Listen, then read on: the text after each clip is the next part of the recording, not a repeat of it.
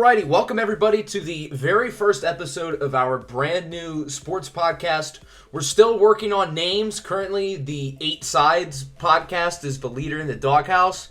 So I guess if anybody has suggestions, feel free to let us know in the comments. Obviously, you all know me. I'm Octi. I run this channel. Obviously, I have the main channel. But I am joined by a very special co-host, if you would like to introduce yourself. That is me. Y'all can call me Nick, Nickname, or whatever you want. I'm a Philly fan. Phillies, Eagles, all that jazz. And not the Jazz. And yeah, I'm glad to be here. All right, cool. We've been setting this up. It's been in the works for close to a month now, so we're excited to have everybody listening to the first episode. So without further ado, we are going to get started. So we're going to start with the Super Bowl, which was obviously a few days ago. The Chiefs beat the Eagles 38-35 in a classic. Obviously, you are an Eagles fan, so before we start in the specific topics, how do you feel 2 or 3 days after the fact, now that the game is over and you've had a little time to let the dust settle? It definitely still hurts. I haven't had to deal with a loss like this. I mean, the Phillies did lose against the Astros, so I guess I did. But it has definitely settled, and I have kind of just ignored the one big thing towards the end of the game that everyone's acknowledged. But we will get more into that as well as why we lost in a little bit. Okay, so we'll start with the perspective of the Kansas City Chiefs. They were down 24-14 at halftime, and then I'm pretty sure they scored every time they got the ball in the second half, which is pretty impressive. So we're going to start with what went right for the Kansas City Chiefs in the second half. So I'll start with you. What do you think went right for Kansas City after halftime? To me, just Patrick Mahomes just doing his thing. People like to kind of look at Kelsey and what he was doing. He was a non-factor in the second half. It was all Mahomes and all the run game. So I think Kelsey had like 3 catches in the second half. And because I think he was a little hurt, but they were able to rely on that run game, and Mahomes was just doing Mahomes things. He was getting 15, 20-yard runs on a bum ankle, and we just couldn't stop him. And I don't know, because they had 7 offensive points in the first half, and then they proceeded to get, 28? 24 in the second half? Yeah, 24. Yeah, 24 in the second half. Every drive they scored, which is ridiculous. And Kadarius Toney just doing whatever he wanted with the ball, which is ridiculous. Yeah, now that you bring up Kelsey, it did seem like he was a lot quieter in the second half, but obviously Mahomes was still able to do his magic, hence why he won the Super Bowl MVP. Isaiah Pacheco ran well, and then the 2 touchdowns from Sky Moore and then Kadarius Toney. Both of those guys were completely wide open, which obviously you got to give the credit to the Chiefs for making good play calls, scheming those guys open. But you also can turn some of the blame towards the Eagles' defense, who was one of the best units in the league this past season, and I know you feel very passionately about Jonathan Gannon and what happened, so I'll let you take the floor with what went wrong for the Eagles in the second half and let it all out. So I don't know exactly what happened during halftime. Maybe they got distracted by Rihanna. I have no idea. But we go from letting 7 points to the Chiefs in the first half, offensive points, to they scored every single drive. The special teams let up the longest punt return from Kadarius Toney. And our D-line, who was 3rd all-time in sacks, got 0 sacks. We had pressures, but we just could not get to the quarterback. And there's a bit of blame on the terrible turf, but it's hard to put blame on that when everyone had to deal with it. Mahomes had to deal with it. Pacheco had to deal with it.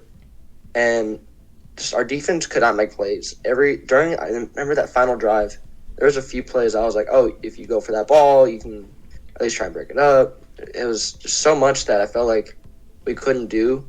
And like you said, with the Toney and the Sky Moore touchdown, they were wide open. There was no one within 10 yards of them. And we had the number 1 pass defense in the league all year. Slay was top 5. Bradbury was incredible. And the hold from Bradbury, that's something. But we'll get into that in a little bit. But I don't know how we were able to fumble so hard in that second half from our defense. It's it's spectacular, really. I don't know, man. It's something. I think a lot of people picked the Eagles prior to the game largely because their defense has been better than Kansas City's throughout the year. I don't think that many people would have an argument against that. But yeah, in the second half, they fell flat on their face, hence why they ultimately ended up losing the game. Obviously, the defense deserves a lot of blame, but the defining play was certainly the penalty late in the game on third down when James Bradbury held Juju Smith-Schuster, or should I say held in air quotes.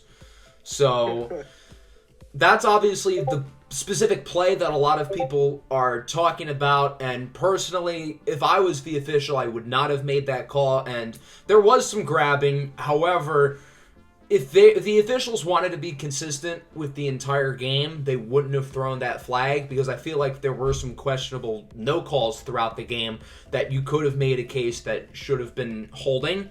So to call that one, especially when the game is pretty much on the line, and calling a holding there won the game for Kansas City. If not for that call, the Eagles would have gotten the ball back with, I think, 2 timeouts and a good amount of time, and with how Jalen Hurts had played, there's no reason to think they couldn't have driven down the field and won. So I think that call obviously was ultimately the play that decided the game, and it's unfortunate because the first 58 minutes were really exciting, and now the entire game is going to be defined off of a very questionable penalty call. Yeah, because that game, even with that penalty, is probably the third best Super Bowl we've had the past 10 years, putting 51 and 52 above it. Mm-hmm. But I think in a vacuum, it's technically the right call because there was holding, but like you said, they weren't consistent at all. I know there was a DPI they missed on us in the first quarter, second quarter. There was definitely other plays here and there that they didn't call.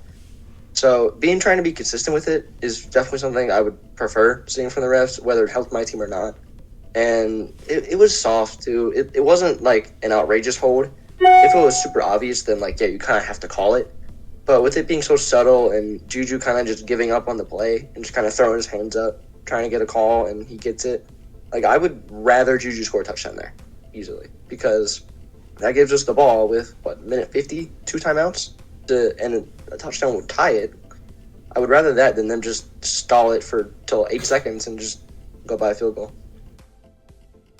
Yeah, it's unfortunate that we got what could have been an all-time classic ending pretty much wasted away by a very questionable penalty call. So that'll bring our attention now to the NFL offseason. Now that the Super Bowl is done, we're seeing some of the final coaching hires being made, and within the next few weeks, we'll be getting into the Combine, and then free agency, and then, of course, the draft is a couple months away. We'll be doing a lot of fun stuff with the draft.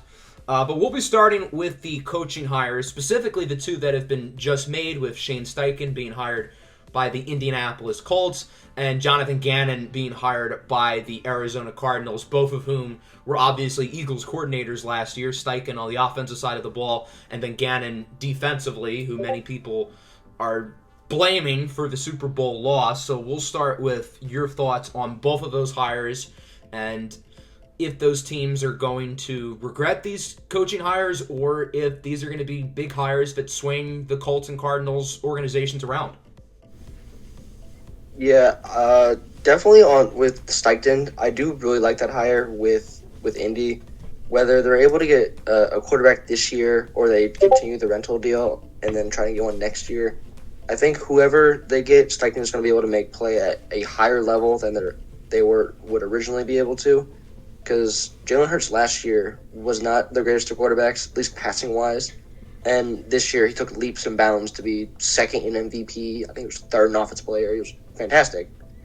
And Steichen, I think no matter where he went, whether it was Indy or anywhere else, would have been able to put in work. Not just right away, but just eventually at some point. And then with Gannon, I don't understand that hire. I kind of get how they went really offensive with Cliff Kingsbury. That didn't work out. The defense is atrocious. The offense has to adjust from being air raid to whatever it's going to be now with Gannon. But I do think the secondary for the Cardinals is going to be really good next year because that's Gannon's specialty. because we hired him from the Colts when he was their DB coach. That was when Kenny Moore was really good. Julian Blackman was looking like a really young stud in the making. And he came over here. He made Darius Slay look top 5. He kind of got Avante Maddox back in his groove. James Bradbury went from being cut by the Giants to top 3 corner this year. C.J. Gardner-Johnson looks elite. Marcus Epps went from a backup to a caliber starter. He's very anti-blitz, but I think his zone defense that he can do with the defensive backs, I think that's something that he'll make do really good in Arizona, whether the team is good or not.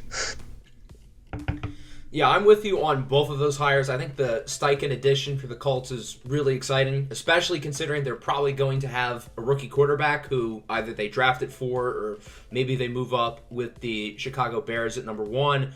But I think Shane Steichen did a really good job with their offense last year, particularly with Jalen Hurts, obviously. That's the big reason why he's been hired. Obviously, as a head coach, you also need to be able to bring in a new culture. Look at a guy like Brian Daboll, who's a great offensive mind, but has also been able to completely revitalize the culture of the New York Giants. So obviously, it's still to be seen if Steichen can do that, because this is his first NFL head coaching gig. But at least in terms of his offensive coordinator abilities, he was very good at that. So there's no reason to think he can't be a good coach. And then Jonathan Gannon, I mean, this is just very similar to me to when we, the Lions, hired Matt Patricia after he was awful in the Super Bowl when the Eagles won it a few years ago.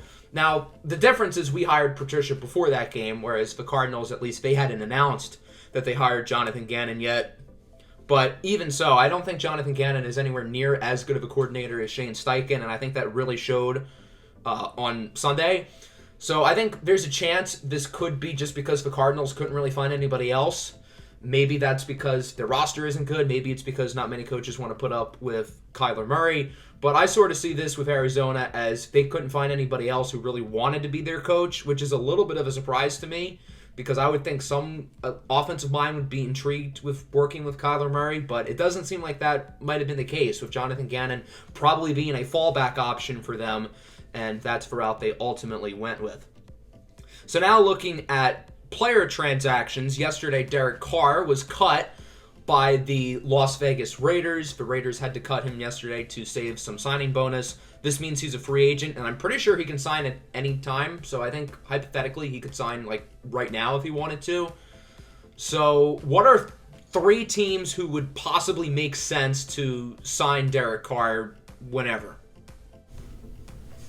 Yeah, I was looking at it a bit earlier, kind of knowing we were going to talk about Derek Carr, and there isn't that many teams I'd be interested, or at least think it'd be realistic for him to sign Derek Carr. But I really have more than 4 teams, and that's just the entire NFC South. That entire division that have mostly good rosters, looking at you Falcons, but they all are in QB trauma. They all need QBs. Bucks, Tom Brady just retired. Panthers, Sam Darnold's not the guy. We all know that.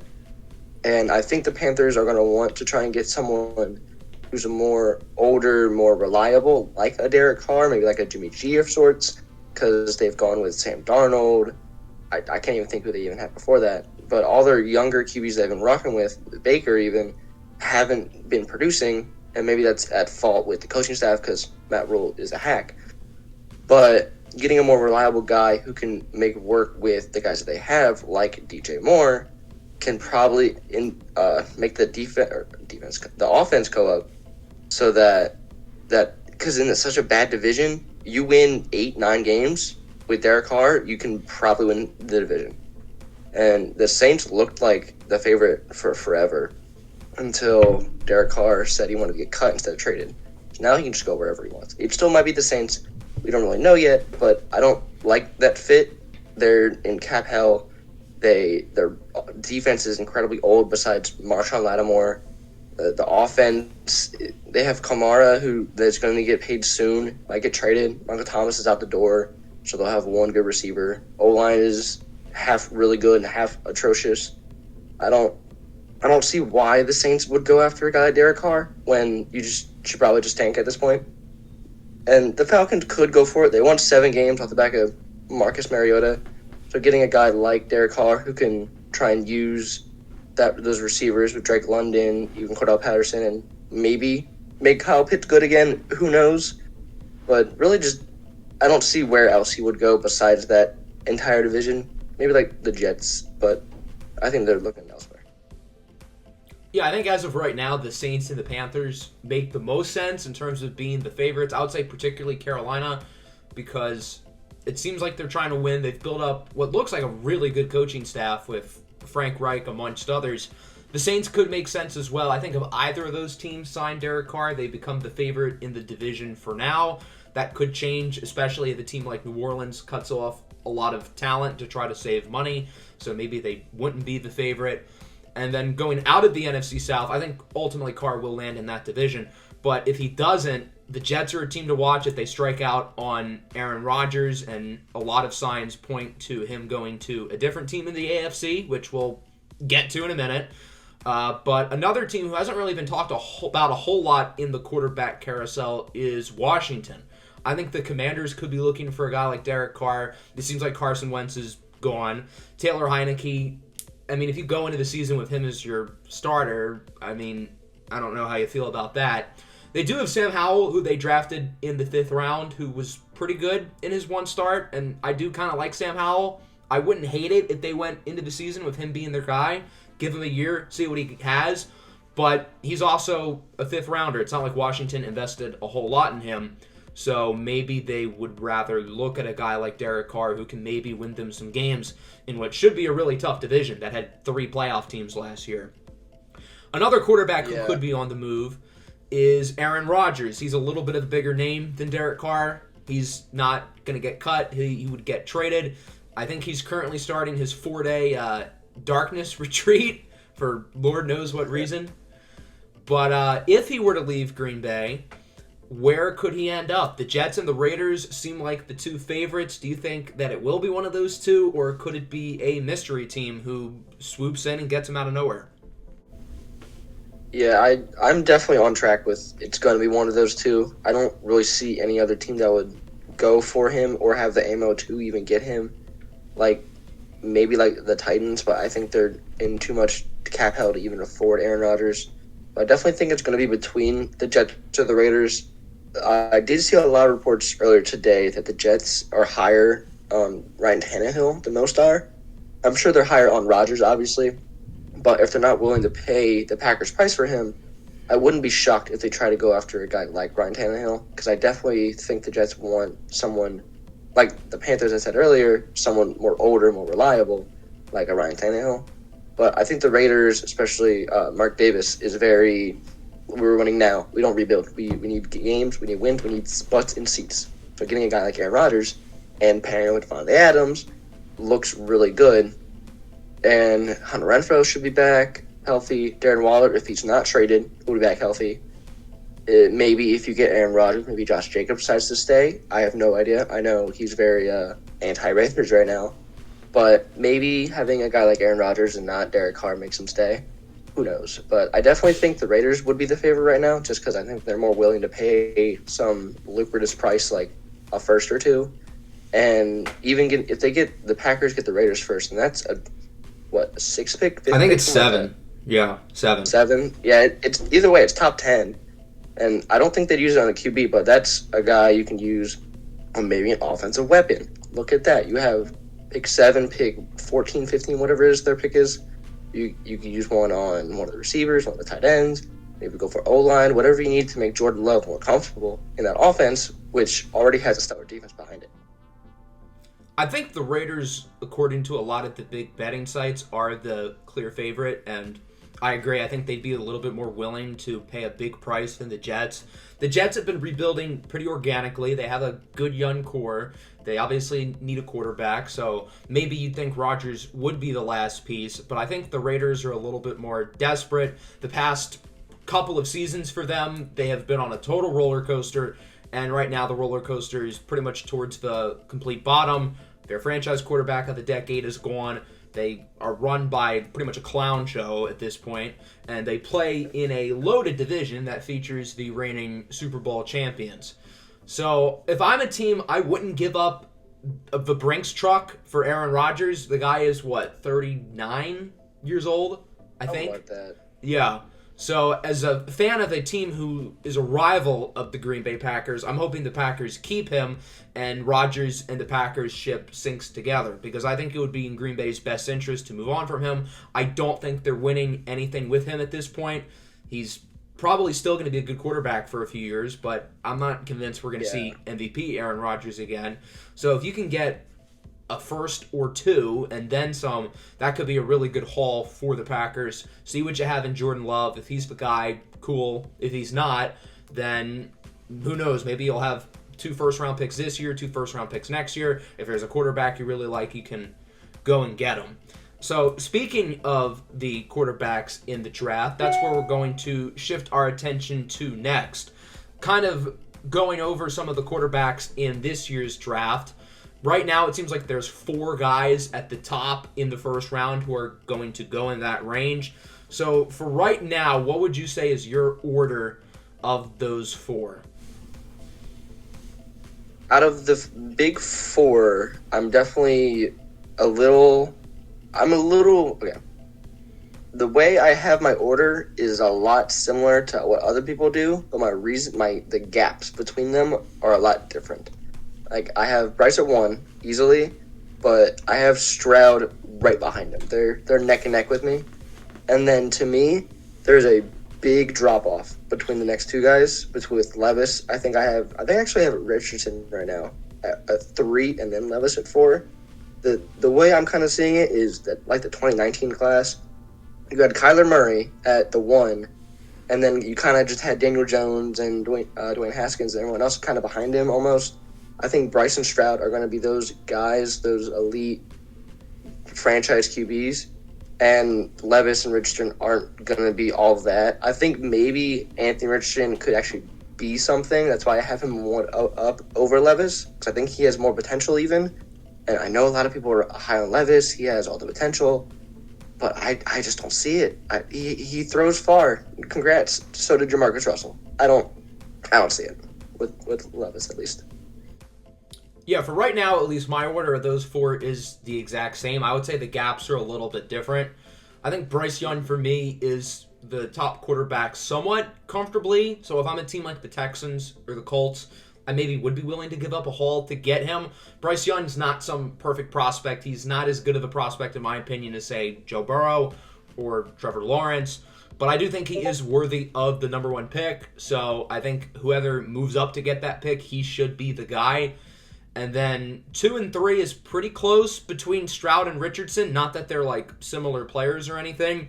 C.J. Stroud did prove to me a lot in the college football playoff game against Georgia, because that's the closest thing to an NFL defense that he's going to play against.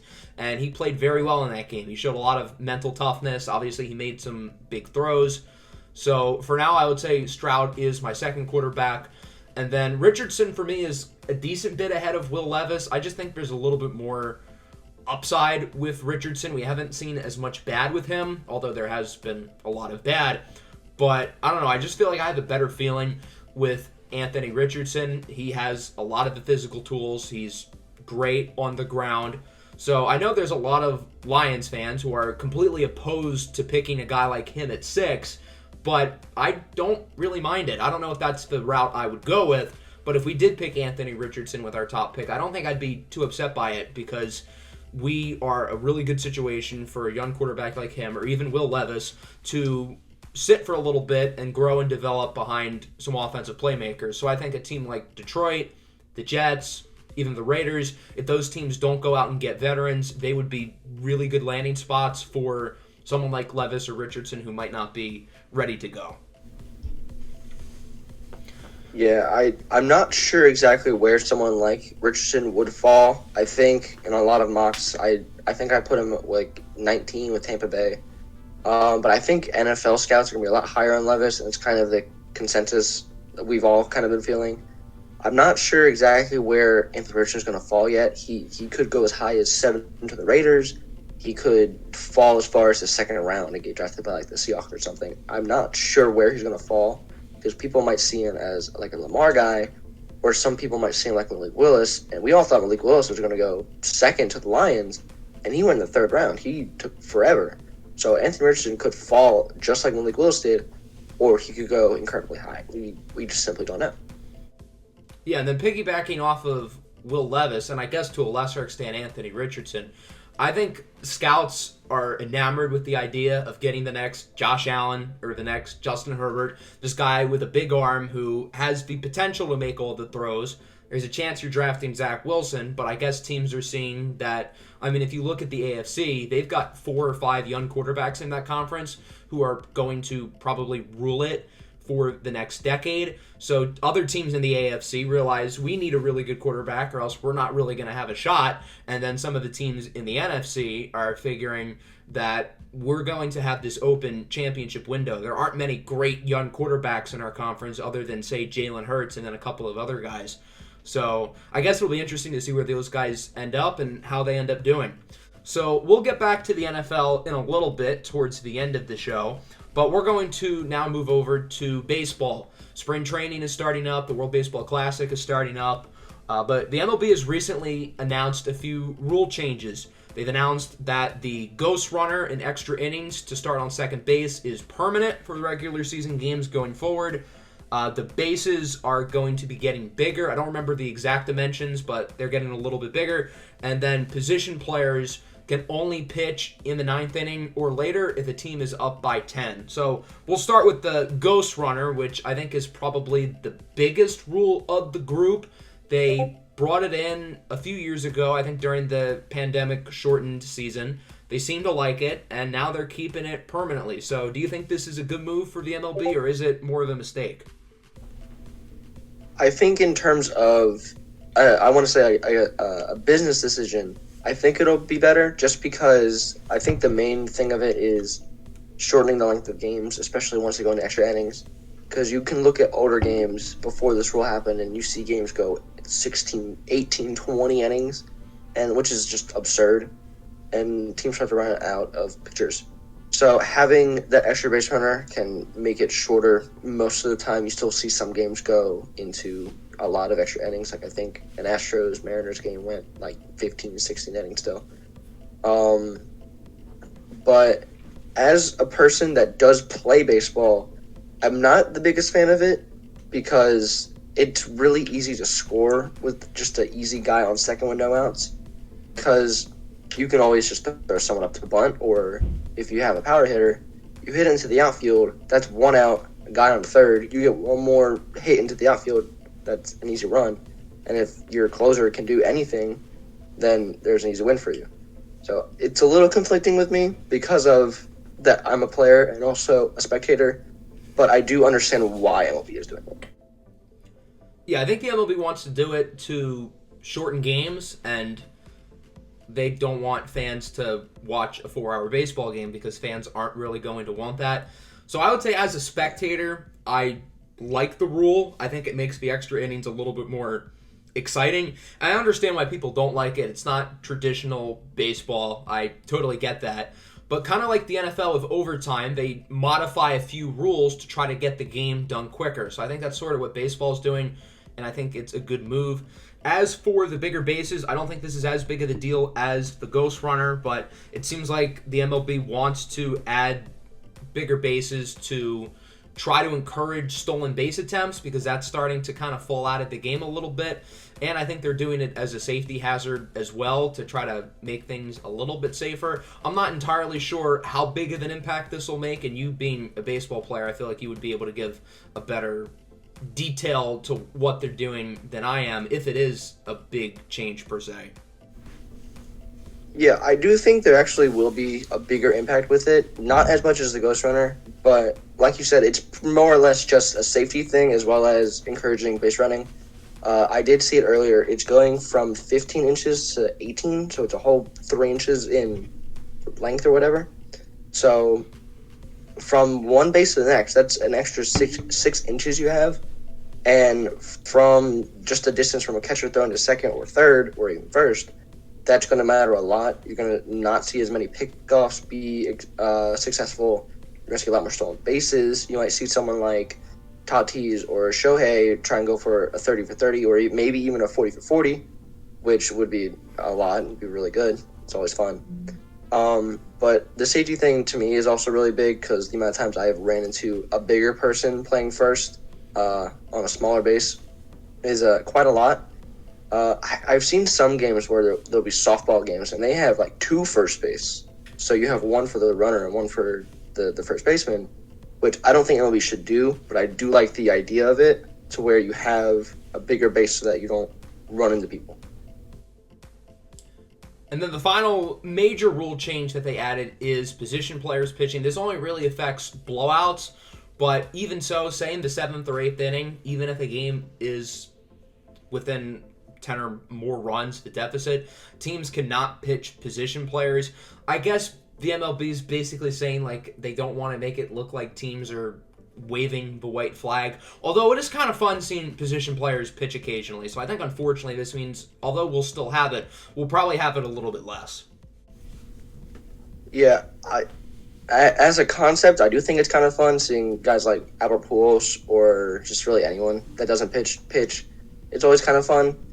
But it happened so much last season. Like, I don't know any of the numbers, but it felt like it was double the amount of 2021 that it happened. And after a little bit, it started to just feel excessive and just kind of annoying. But I kind of like the idea of it. I'm definitely in favor of it happening less just because it got kind of repetitive.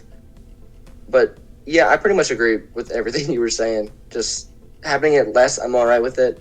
It is still going to be funny seeing older guys who play like first base, throw a baseball, go like 20 miles an hour.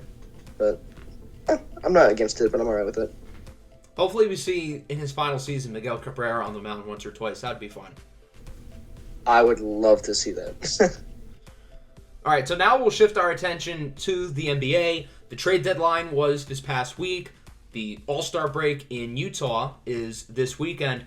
So we'll start with the Phoenix Suns and the Dallas Mavericks, who obviously made the 2 super big trades at the deadline. The Suns traded for Kevin Durant. The Mavericks traded for Kyrie Irving. The Western Conference has gotten a whole lot better. So as of right now, could those teams really be the favorites? Or is there maybe somebody else in the West who didn't make as big of a move who is still the team to beat? I'm not quite sure who would be the favorite. I think, at least in the Western Conference right now, that favorite right now is still the Nuggets. Just because you have Jokic is going to do Jokic things. But kind of seeing what's happened in the past few years with the Nuggets, or they're the 5 seed, they don't perform the greatest in the playoffs, I feel. And you look at last year, the Mavs made it all the way to the conference finals, and they lost to the Warriors, who are the 9 seed right now. And adding a guy like Kyrie, and when you're able to kind of be in that top 6 seeds, kind of make a run, if they can play at that level they were playing last year in the playoffs and then have Kyrie, I think they could probably beat anyone. It just depends on if Luka and Kyrie are on their A game. And then with the Suns, they've kind of been disappointing a lot in the playoffs as well, kind of like the Nuggets. But I think adding a difference maker like KD can definitely make that impact to where, again, like the Mavs, can kind of beat anyone, but they kind of need to be on the A game. Because you saw last year, KD did not play well against the Bucks, I think. I think he had like 7 points in Game 4 or whatever it was. So if he's not doing well, I don't think they're going to make it far. But if you have KD, I think you can pretty much beat anyone. Yeah, I think the Suns and Mavericks certainly positioned themselves well, at least for the immediate future, if KD and Kyrie stay on the floor, which with those two, especially Mr. Irving, that has been questionable at best. But obviously the West is loaded. The Nuggets had the best record in the conference, and as you said, they have not performed all that well the past few seasons in the playoffs, but maybe things changed there. I could see the Warriors picking it up. I know they haven't been all that great this year, but I think once we get to March and April, they could step their game up. And maybe another team. The Grizzlies didn't do a whole lot at the deadline. They're still a young team, but I think they could beat just about anybody.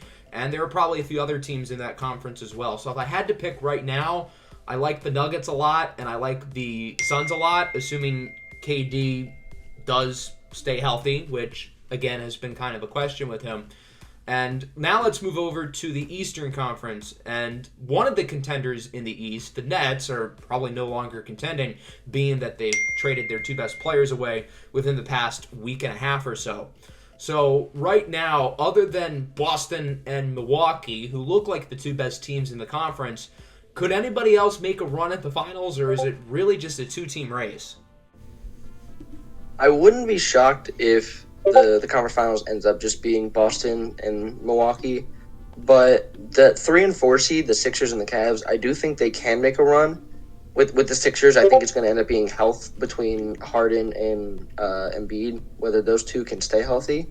And if they can and they're on their A game, I wouldn't be shocked if they could beat someone like the Bucks or even Boston. And then with the Cavs, they have the all-star ability with Donovan Mitchell and Mobley. And I wouldn't be shocked if they're a team that could make some kind of dark horse run, kind of like what the Mavs did last year, making it to the conference final. But I think the Cavs have a lot more of a well-rounded team, while as the Mavs last year kind of more just had Luka, and that was about it. If the Cavs are hot, almost like I said, the Mavs last year, I wouldn't be shocked if they're able to make even the NBA Finals. Yeah, the team in my head, other than Boston and Milwaukee, who could make a run for me, is Cleveland as well. I think they have the number one option in Donovan Mitchell to do it. They've got a good roster. They made some small additions at the deadline. And then really the only other team that I think has a slight shot is the 76ers. But with them, I'll believe it when I see it. I just don't really trust them because they haven't given us a reason to believe in them. So looking at some... Yeah, you know that all too well. Looking at some... I know that way too well. Yeah. So looking at some storylines going into the second half of the season, or really the last quarter of the year, but after the All-Star break, one of the ones that's exciting for me is the MVP race, because I feel like, although it hasn't really been talked about enough, this year's MVP race feels like generational. Giannis might be having his best year, Embiid's having his best, Luka's having his best, Jokic is having his best, and then you can throw out a few other names in there as well. Tatum, maybe LeBron, although he doesn't really have the team success to back it up. So, do you think there's going to be one or two guys who really breaks away in the MVP race? Or kind of like this year, or at least the start of this year, is it just going to be like a few 3 or 4 guys who are like in the race the entire way, leading to a big debate come April who should win it? I'm actually in favor of there being a giant debate kind of happening, because I think there's so many different people you can throw into that mix, and they all could make sense to win it. I think there's like more 5, maybe 6 kind of big options right now between Jokic, Giannis, Embiid, Luka, and then you can throw Tatum and KD in there as well, because they all have the team success, or KD definitely now does. But they're all performing at such a high level, and it's such a high level not just for this year, but also for their careers. Luka's nearly averaging a triple-double with 33 points a game. Like, that's insane. And the fact that he isn't, like, even leading the pack right now is absurd. Like, everyone that I'm looking at with the stats and the numbers, I could not tell you who I would pick. Yeah, I feel like I can't pick someone either. Like, Jokic has been so important for his team. Luka's been so important. Jason Tatum's the best player on the best team in the league.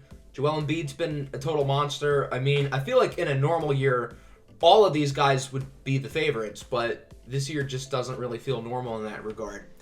So before we wrap up the first episode here, I think something that we're going to try to do is have like a fun segment towards the end, and we're going to start with this one called Hall of Fame or Not, and we've got a list of players, and we're going to try to decide if they should go into the Hall of Fame. Today we're really focusing on the Pro Football Hall of Fame because they announced all of the Hall of Famers for the class of 2023 this past week. So we've got a list of guys who are currently retired, some guys who are still in the league, getting older, some guys who may have just retired. So we'll start with a guy who's been eligible for a couple seasons and hasn't gotten in, and that's Devin Hester. So the first one here, should Devin Hester be a Hall of Famer? I am definitely in the favor of him being the Hall of Famer. He's probably the best punt returner of all time. He's up there for best kick returner of all time. It is absurd because that for his rookie year was the year Chicago made it to the Super Bowl with Rex Grossman at QB, and a lot of it was because of Devin Hester's ability just to return it. He was very bad as a receiver, whatever running back. I think he was listed as a DB a few times. But when you're able to score 5 special team touchdowns in a single year as a rookie, that feels absurd to me. And not just that year, but throughout every year of his career, even up to when he was in his 30s with Atlanta, and even Baltimore, apparently. He was able to perform at such a high level as a return man that I think you have to put him in just kind of respect, you know? Yeah, as a receiver, he was a very, mediocre player. I mean, he had some fine years according to his Pro Football Reference page, but for him to be the best player at his position as a return specialist, particularly a punt returner, it's kind of hard to keep him out, and special teamers are important, so I would probably be in favor of putting him in. I don't know if he's like a first ballot guy. Obviously, he's been eligible for a couple of years, so he's not. But I don't know if I would say he deserved to be a first ballot guy, but I think eventually he does belong. Somebody who will be eligible to be a first ballot Hall of Famer next year is Andrew Luck, who had a short but very good career with the Colts. So the question now is, does Andrew Luck deserve to be in the Hall of Fame? I don't think Andrew Luck is a Hall of Famer right now. Just mostly because of he had such a short career with a whole 6 years and half of them being cut in half because of injuries. But you look at a guy like Michael Vick, he had a longer career even if it was cut short. His numbers are pretty much all better and he's not in the Hall of Fame. You look at plenty of other guys who had shorter careers but were even better or even longer careers that were better than him and are in it.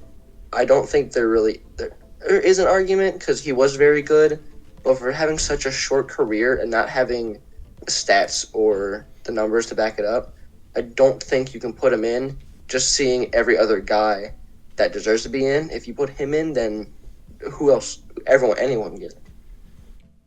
Yeah, if you're going to put him in, then you pretty much have to put in every relevant quarterback of this era. Guys like Eli Manning, Phillip Rivers, Matt Ryan. Some of those guys are going to get in, some of them probably not. But if you're not going to put in, say, like a Rivers or a Ryan, and I'm not sure if either of those guys really do deserve to be in, then I don't think you can really put Andrew Luck in either. Again, he only started pretty much 5.5, 6 seasons. Obviously, the injuries weren't really his fault. He played behind a horrible offensive line.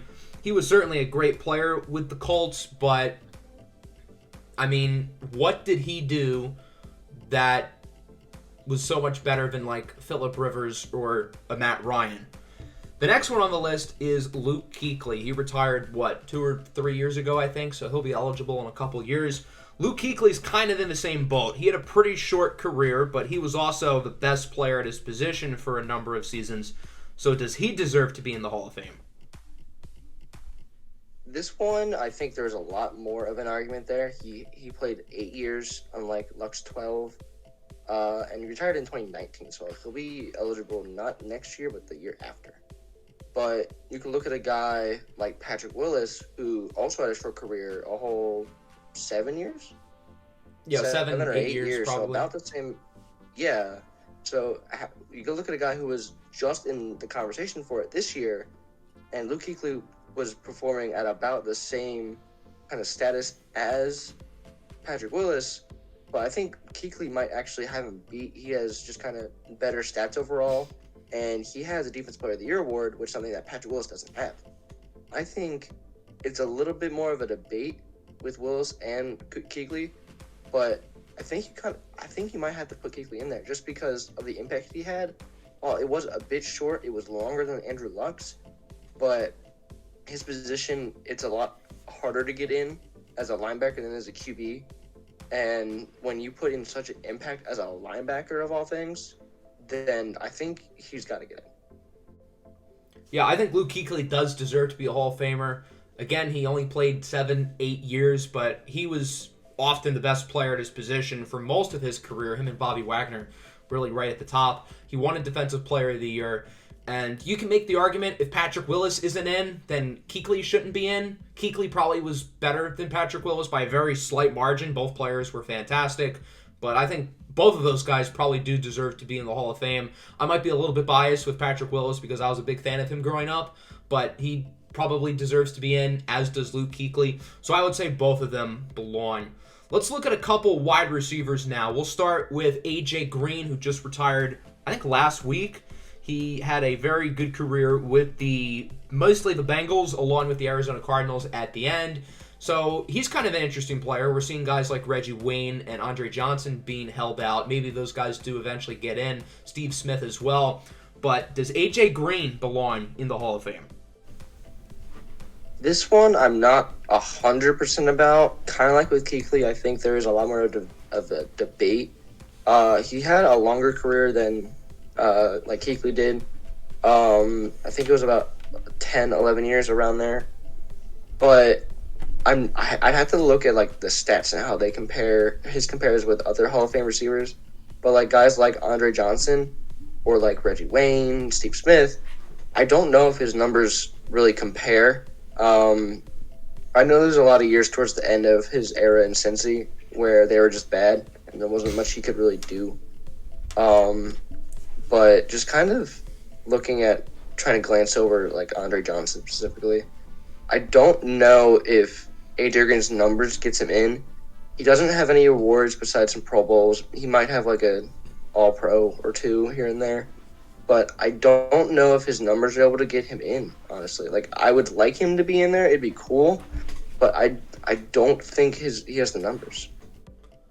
Yeah, A.J. Green's kind of a tricky one for me because I don't want to say yes to too many people because then the Hall of Fame feels overcrowded and it doesn't really properly recognize the best players in there. But A.J. Green was awesome through the first 7-8 years of his career with the Bengals. He was one of the best receivers in the NFL for a long time. But if you're going to keep guys out like Reggie Wayne, Andre Johnson, and Steve Smith, who all probably had better careers than A.J. Green, it's kind of hard to put him in. So I don't really want to say yes, all four of those guys, the three older players and A.J. Green should get in, but they were all elite receivers for a number of years. So maybe they should all go in. So I'll tentatively say yes to A.J. Green, but he doesn't belong in there if those other guys don't get in there as well. Another interesting receiver who is probably had a better career than A.J. Green, but off the field there have been some antics with this fellow, and that is Antonio Brown. I think his play on the field certainly warrants a first ballot spot into the Hall of Fame. But with all of the stuff that he's done within the last 4 or 5 years, does that keep him in or does that push him out? It's so hard to look at a guy like Antonio Brown and decide if he should get in or not. Like you said, if you look at just his stats, he should 100% be in without a doubt. He's not, I don't want to say one of the greatest receivers ever, but he's top 30, top 20 probably up there. But you can kind of look at baseball in a way to kind of decide. You look at guys like Barry Bonds or any really steroid user, or even Pete Rose. They have plenty of off-the-field antics. They have steroid issues. But Antonio Brown, with his off-the-field issues, kind of just reminds me of Pete Rose in a way. They are both incredibly good, really good players for their era. And people look at Pete Rose and think he should be in it. Even if he's older, everything's kind of behind him. But with his antics, I don't think you put him first ballot. But if he's able to kind of relax himself and kind of handle everything else, then I think you kind of throw him in there. But right now, I think just with his antics, I don't think it would look right to put him in a way. Yeah, I kind of like the Pete Rose comparison because both AB and Pete Rose did stuff that doesn't necessarily improve their play. Like Barry Bonds used steroids to help him get better. Rose and AB didn't do things to make them better on the field. Antonio Brown, for a while in the mid-2010s, was probably the best receiver in the NFL. Him and Julio Jones were 1 and 2 for what felt like a good 5 years after Calvin Johnson retired. So he might be too good of a player to put out of the Hall of Fame, but on another hand, maybe you want to keep the integrity of the Hall of Fame and not try to put someone like him in there. Personally, I would say yes. I think Antonio Brown's too good to not have in there, but I would understand the argument for him not getting in there. Let's look at a running back now. LaShawn McCoy had some great seasons with the Eagles and the Bills, and he played for a while. Had a pretty good peak as well, but is it good enough to warrant him going into the Hall of Fame? I feel like I'm definitely a little biased because he is probably the last great running back from the Eagles. Not Shady. Miles Sanders is kind of getting up there, but he's probably gone. But I think Shady in his prime was incredibly good. That 2013 Shady McCoy was incredible to watch. And now it was a little bit piggybacking, but he does have 2 rings because he was on the 2019 Kansas City and he was with Tampa Bay in 2020. So he's got rings. He's got some accolades. He was second for offensive player in that 2013 year, I think. He's got plenty of numbers to back him up. He's got all the stats. He's got rings, numbers, whatever you want to do. I don't think he's first ballot, but I do think he will get in eventually. Yeah, I would say he's definitely not first ballot. He had some great seasons, finished with over 11,000 rushing yards, which is certainly high on the list.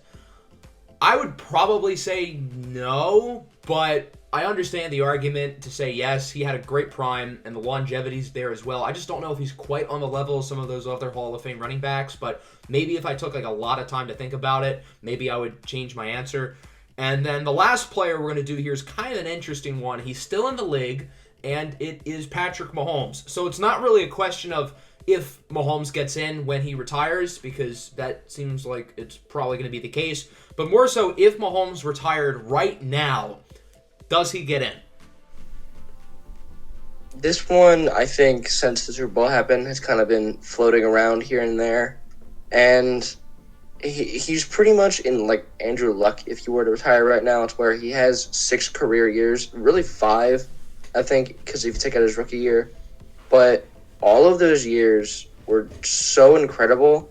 His numbers right now with 5 years are pretty much better than Andrew Luck's was after 5.5. And I know it's a little better era, more passing and whatnot, but Mahomes just has that it factor. And I think in 10 years, assuming if he was retired, you're going to sit there, you're going to tell your kids the story of the NFL, what it was like when we were this age now. I don't think you can tell that story without Patrick Mahomes. So I think just that it factor that he has might just have to put him in right now. If I were voting, I think I would put him in as well. And it's easy to say, why would you not put Andrew Luck in, but put Patrick Mahomes?